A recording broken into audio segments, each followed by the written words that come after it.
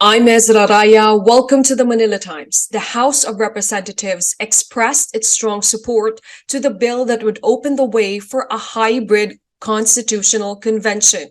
House Bill 7352 seeks to carry out and provide financial requirements to create the recommendatory body to amend the Charter's provisions.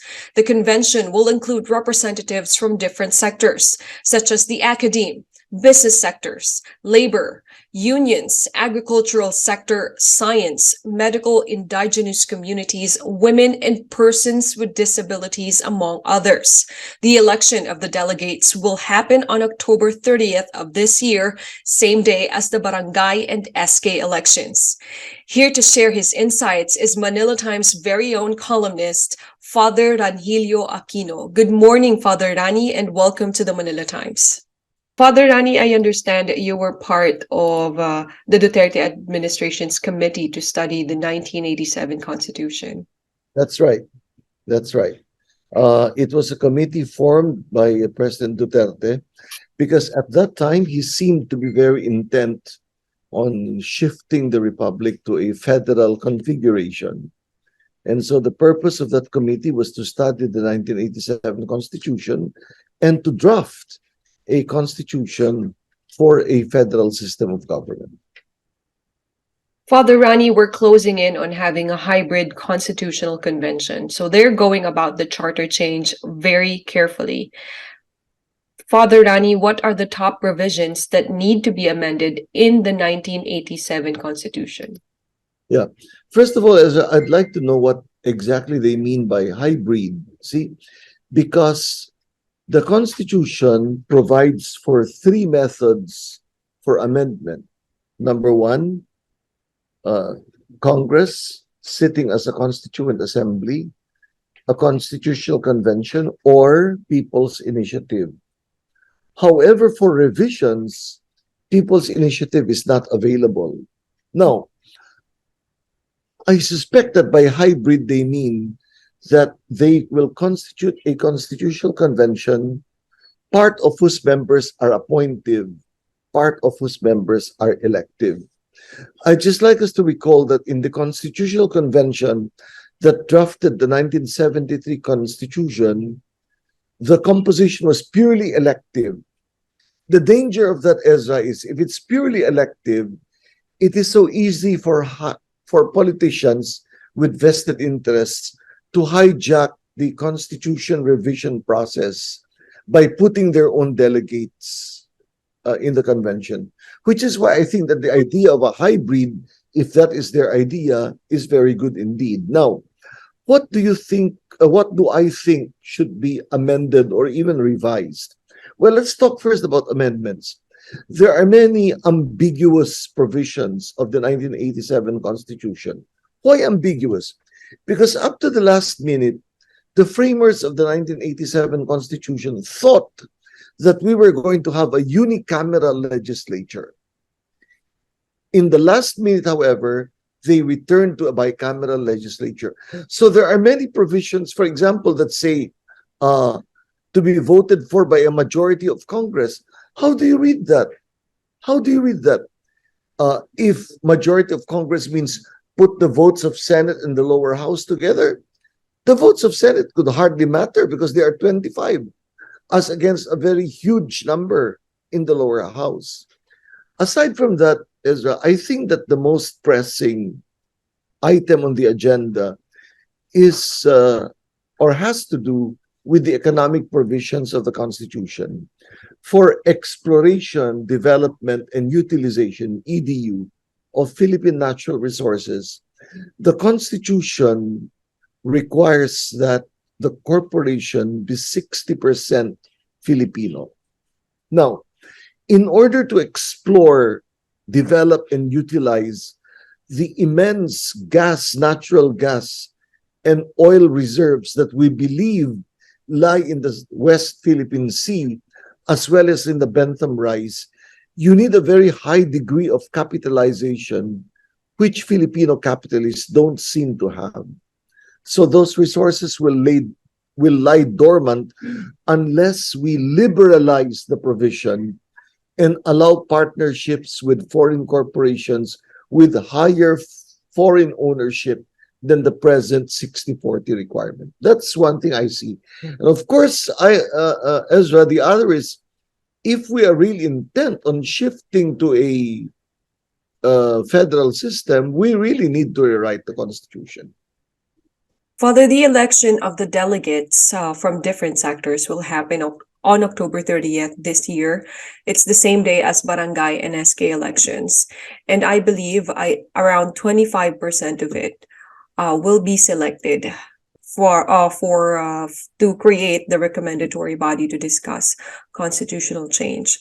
So, Father, a lawmaker said they seek to amend the charter's restrictive economic provisions. So just the economic provisions and all. What do you say to this? Well, since we are calling a convention and spending a lot, obviously, for the convention, I don't see any reason why we should confine ourselves to the economic provisions. For example, Ezra, the Bill of Rights would certainly need looking into. The present Bill of Rights guarantees the right to privacy, but it merely contemplates situations where agents of the state trespass dwellings or open correspondence. However, there are many forms of surveillance now that do not need physical intrusion. And if we are serious at protecting privacy, then this concern has to be addressed when we rewrite the Bill of Rights. So I do think that if we are going to spend, after all, for a constitutional convention, which can be expensive, then let's look at the other provisions of the Constitution that need looking into, careful to avoid any amendment or change to tenure or terms, because that's exactly what people are wary about when it comes to constitutional amendments or constitutional revisions. I understand that, sir, especially with current Marcos administration. So they certainly not want for the terms to be extended, especially for the president. So for the economic provisions, sir, as they said, this would be the purpose of the Constitutional Convention. So they would aim for more foreign ownership. Do you think this would be good or bad for the Philippines? I have already hinted earlier that liberalizing it would certainly be helpful. On the other hand, Ezra, we also have to safeguard the patrimony, the economic patrimony of the nation, especially those reserves that lie in the West Philippine Sea and the Bentham Rise for future generations. In short, the move towards liberalizing the economic provisions to allow higher foreign ownership of corporations with which the Philippines can partner for the exploration, development, and utilization of these resources should be balanced by the considerations of intergenerational equity or our responsibility for future generations. Let's not forget that oil and gas are non-renewable sources of fuel, and when they are exhausted, then we leave nothing for future generations. Sir, going back to what you said, I understand in Duterte's administration, federalism was one of his main goals. And I think this was what won him the votes that he needed to win the elections during his time. So what are the chances that this will be brought up again in the Constitutional Convention? Because we know in federalism, it would mean that the different regions would share governance with the national government in governing their own state. So this would mean more development to all regions, not just the national capital region. So are you for federalism? Definitely. I think that President Marcos should make this one of the items of the agenda, especially because he ran under the Partidong Federal ng Pilipinas. So that was the platform on which he ran, and it would be being true to his word and keeping the platform that he ran on if he were to push the matter of federalism and at least ask the convention to propose this. I am in favor of it because, well, in the first place, as why did the federalism push in the time of President Duterte not succeed? I think it was largely because of local government officials who feared a diminution of their power. Much besides, the constitution that we drafted under the Duterte administration had very specific anti-dynasty provisions. And we put a cap on dynasties.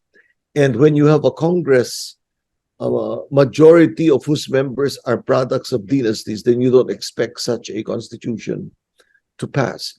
But if your question is, will it augur well for the economics of the country? My answer is yes, because in a federal system, each federated region, with what in other federal governments they call states or provinces, each federated region becomes an income generating unit. Of course, not all federated regions will have equal wealth. That's just the fact of the situation. But when you empower each federated region to be an income generating unit, then I think that that would be good for the country.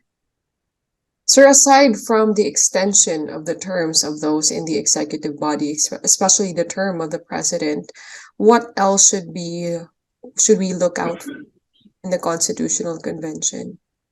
I wouldn't single out the president, EZRAH, no, because term extension is something that those who have opposed charter change always fear. So term extensions for anybody should not be entertained in this coming exercise. And there should be no derogation of existing rights and guarantees. In other words, the rights and guarantees enshrined by the 1987 Constitution are very good, and there should be no derogation of those rights. If anything at all, there should be a broadening and extension of those rights. So what do you think are the chances of CONCON being passed in the Senate? Well, that all depends on how earnest they are about really amending the Constitution, because actually, they do not need a CONCON. If they want to amend it, they can amend it by themselves, exercising their powers as a constituent assembly. But I am having second thoughts about what they want the CONCON to do, because technically, a constitutional convention drafts the Constitution, drafts the amendments, and these are then sent to the people for a plebiscite. However, if they are thinking of a CONCON as merely recommendatory to them, and then they will be the ones to pass the amendments or the revisions, I think that that's a huge waste of money. See,